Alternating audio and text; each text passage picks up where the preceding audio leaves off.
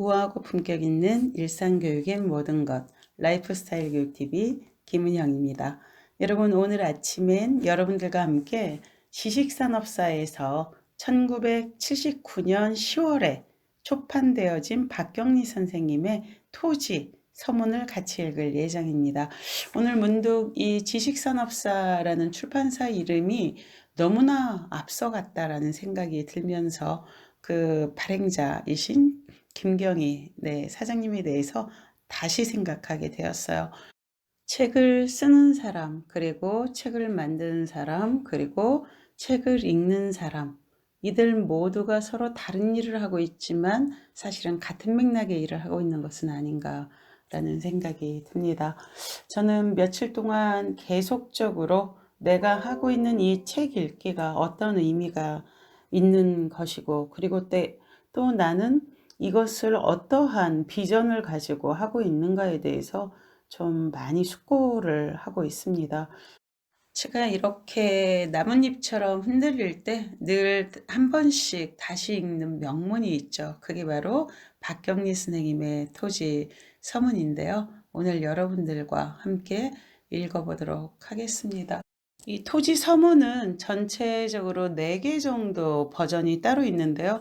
2002년 서문에서는 이 박경리 선생님이 행사장에서 토지에 대한 이야기를 하시면서 갑자기 그걸 느끼셨대요.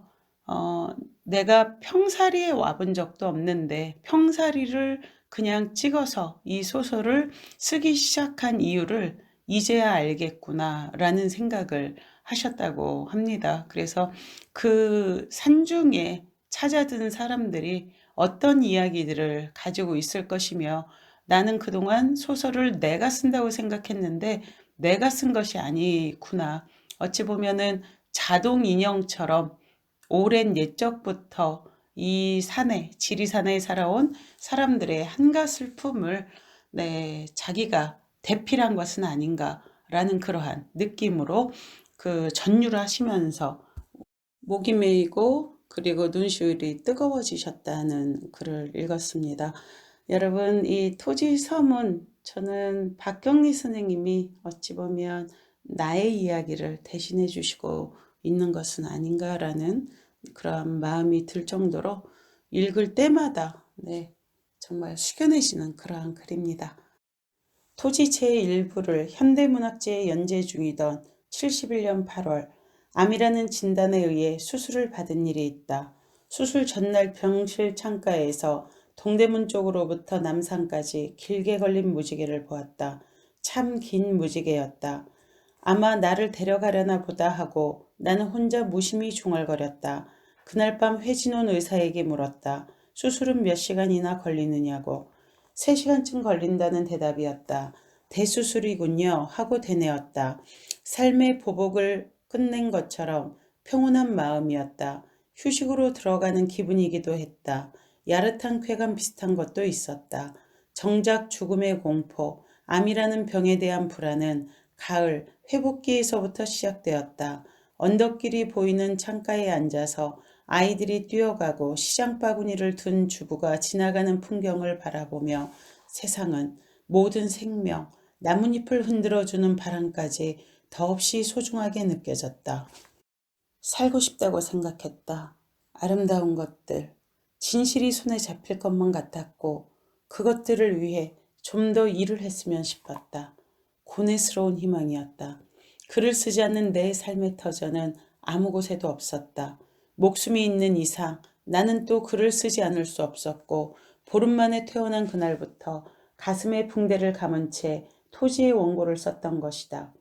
백매를 쓰고 나서 악착스런 내 자신에 나는 무서움을 느꼈다. 어찌하여 빙벽에 걸린 자일처럼 내 삶은 이토록 팽팽해야만 하는가? 가중되는 망상의 무게 때문에 내 등은 이토록 휘어들어야 하는가? 나는 주술에 걸린 죄인인가?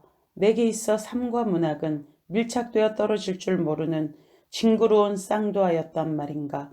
달리 할 일도 있었으련만, 다른 길로 갈 수도 있었으련만, 전신에 엄습해오는 통증과 급격한 시력의 감퇴와 밤낮으로 물고 늘어지는 치통과 내 작업은 붕괴되어가는 체력과의 맹렬한 투쟁이었다. 정녕 이 육신적 고통에서 도망칠 수는 없을까? 대매출의 상품처럼 이름 석자를 걸어놓은 창작행위, 이로 인하여 무자비하게 나를 묶어버린 그 숱한 정신적 속박의 사슬을 물어 끊을 수는 없을까? 자의로는 그렇다. 도망칠 수는 없다. 사슬을 물어 끊을 수도 없다. 용기가 없는 때문인지 모른다. 운명의 저항인지도 모른다. 마지막 시각까지 내 스스로는 포기하지 않으리. 그것이 죽음보다 더한 가시덤불의 길을지라도 악마의 간계에 의해 우수히 정직한 한 사내를 전능자 하나님이 악마의 손에 넘겨준 구약의 욥기를 독자들은 기억하리라 믿는다. 악마에게서 시험을 당하게 된 그 불운한 사내는 일시에 모든 것을 잃고 자식도 가산도 다 잃어버리고 끝내는 그 자신 발바닥에서부터 정수리까지 악창에 시달리며 신음하는데 환부에서 흐르는 고름을 사금파리로 긁어내는 욥의 그 모습을 생각하면 부끄럽다. 결코 내 입술이 불의를 말하지 아니하며 내 혀가 괴유를 말하지 아니하고 단정코 너희를 옳다 하지 아니하겠고 죽기 전에는 나의 온전함을 순전함을 버리지 않을 것이라고 말한 욥을 생각하면 그의 발 아래 꿇어앉고 싶어진다. 시험은 끝나고 모든 잃은 것을 찾는 욥을 염두에 떠올리며 위안을 받을 적에 나는 슬프고 내 자신이 가엾어진다. 민물 같은 일하고 승리 없는 작업이었다. 끊임없이 희망을 도려내어 버리곤 하던 아픔의 연속이 내 삶이었는지 모른다. 배수의 진을 치듯이 절망을 짊어짐으로써만이 나는 차분히 발을 내밀 수 있었다. 아무리 좁은 면이라도 희망의 여백은 두렵다. 타협하라는 속삭임이, 꿈을 먹는 것 같은 무중력이, 내가 나를 기만하는 교활한 술수가, 기적을 바라는 가엾은 소망이, 희망은 이같이 흉하게 약화되어가는 나를, 비천하게 겁을 먹는 나를 문득문득 깨닫게 한다. 나는 표면상으로 소설을 썼다. 이 책은 소설 이외에 아무것도 아니다. 한 인간이 하고 많은 분노에 몸을 태우다가 쓰러지는 순간순간의 잔해다. 잿더미다. 독자는 이 소설에서 울부짖음도 통곡도 들을 수 없을 것이다. 소설일 따름 허구뿐이라는 얘기다. 진실은 참으로 멀고 먼 곳에 있었으며 언어는 덧없는 허상이었을 뿐이라는 얘기다. 마찬가지로 진실은 내 심장 속 깊은 곳에 유폐되어 영원히 침묵한다는 얘기도 되겠다. 7, 8년 전에 나는 어느 책에다 언어가 지닌 숙명적인 미성에 대해 얘기한 적이 있다. 진실이 머문 강물 저편을 향해 한치도 헤어나갈 수 없는 허수아비의 언어. 그럼에도 언어에 사로잡혀 빠져나갈 수 없는 것은 그것만이 강을 건널 가능성을 지닌 유일한 것이기 때문이라고 나는 전율 없이 그 말을 되풀이할 수가 없다. 사람들은 수월하게 행과 불행을 얘기한다. 어떤 사람은 나를 불행하다 하고 어떤 사람은 나를 행복하다 한다. 전자의 경우는 여자의 운명을 두고 한 말이겠고 후자의 경우는 명리를 두고 한 말이 아니었나 싶다. 혹은 잡사에서 손을 떼고 일에 전념하는 것을 두고 한 말인지 모르겠다. 그들 각도에서 본 행불행에는 각기 타당성이 없는 것은 아니다. 그러나 때론 노여움을, 때론 모멸감을 느끼며 그런 말을 듣곤 한다. 애매모호하기 때문이다. 무궁무진한 인생의 심층을 상식으로 가려버리려는 것이 비겁하기 때문이다. 그렇게 분류되는 불행, 그렇게 같이 지워지는 행복이라면 실상 그 어느 것과도 나와는 별 인연이 있을성 싶지 않다. 분명 환난을 겪는 욥에게는 행복의 비밀이 있었을 것이기 때문이다. 이상이 토지 제1부를 쓰던 3년 동안의 내 심경이며 그것을 적어본 것이다. 앞으로 나는 내 자신에게 무엇을 언약할 것인가? 포기함으로써 좌절할 것인가? 저항함으로써 방어할 것인가? 도전함으로써 비약할 것인가? 다만 확실한 것은 보다 험난한 길이 남아있으리라는 예감이다. 이 밤에 나는 예감을 응시하며 빗소리를 듣는다. 1973년 6월 3일 밤 작자. 박경리 선생님의 이 서문은 읽을수록 정말 명문인 것 같아요. 그리고 이 고전의 중요성을 제가 요즘에 정말 많이 생각하는데 다시 한번 네, 생각을 하게 되네요. 제가 앞부분에서 제가 요즘에 좀 약간 좀 방황돼요 라고 말씀드렸는데 바로 이 문장에서 제가 저 자신을 다시금 정리하게 됩니다.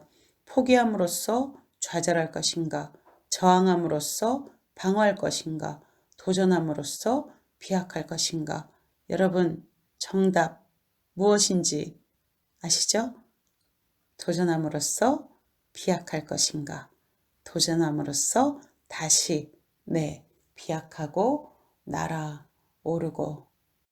문득 박경리 선생님의 2002년 토지 서문이 좀 이해가 될 것 같네요. 그 지리산 쪽에 가시면서 처음으로 자기가 와보지도 않은 이곳에 대한 이야기를 어떻게 이 소설, 허구이지만 이렇게 쓸 수 있었는가. 그것은 자신이 한 일이 아니라 정말 누군가가 그야말로 내 안에 들어와서 나를 움직인 게 아닌가. 나는 자동인형이 아니었는가라는 통찰이 그 순간에 이루어지시면서 선생님이 목이 메고 눈시울이 뜨거워져서 말을 이을 수가 없었다 했는데 바로 그 지리산에서 살다가 많은 사람들의 그 회한에 찬 삶의 이야기, 슬픔들, 기쁨들, 이 모든 사람들의 이야기가 그 안에 들어져 있었기 때문인 것이죠. 어찌 보면 박경리 선생님 자체가 하나의 메신저였던 것이죠. 메신저. 그 안에서 그렇게 슬픔을 안고 죽어간 사람들은 박경리 선생님의 글을 통해서 새롭게 우리가 그것을 신원이라고 하죠. 한이 씻겨져 내려가는 거. 그러한 경험을 했었을 것 같네요. 어찌 보면 박경리 선생님은 소설로서 26년 동안 그 많은 아픔 있는 자들의 씻김굿을 글로써 하고 있었던 것은 아닌가라는 생각이 들어갑니다.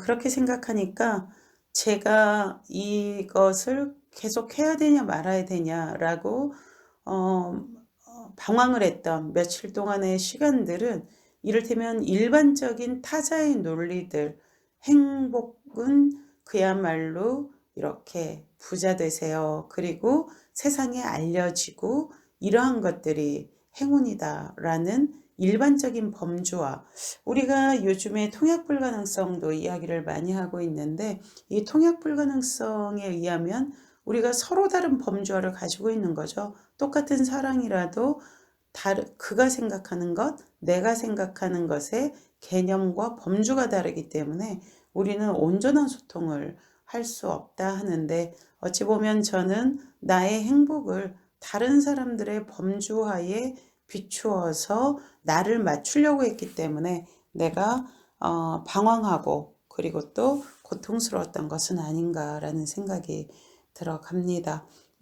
다시 도약하면서 비상할 수 있도록 도전함으로써 비약할 수 있도록 제가 가지고 있는 제 삶의 언어들, 경험들, 그리고 철학들을 제 스타일대로 이게 바로 라이프 스타일이죠. 제 스타일대로 다시 범주화하고 다시 나만의 세상에 날아오를 수 있도록 그리고 또 그것이 온 세상이 될 수 있도록 다시 한번 자신감 있고 그리고 사랑스러운 존재로 비약해 보도록 하겠습니다. 여러분 오늘 아침도 너무 감사하네요. 여러분들이 함께 하신다는 생각으로 책을 읽고 또 여러분들과 대화하는 과정에서 제가 좀 많은 저 자신의 문제를 풀어나가고 있는 것 같습니다. 여러분, 여러분들의 실체가 그 무엇이라 할지라도 그리고 또 몇 분의 여러분들과 내가 지금 소통하고 있다고 할지라도 이 순간에 충만된 기쁨과 감사함은 여지없이 정말 저 자신을 전율하게 만듭니다.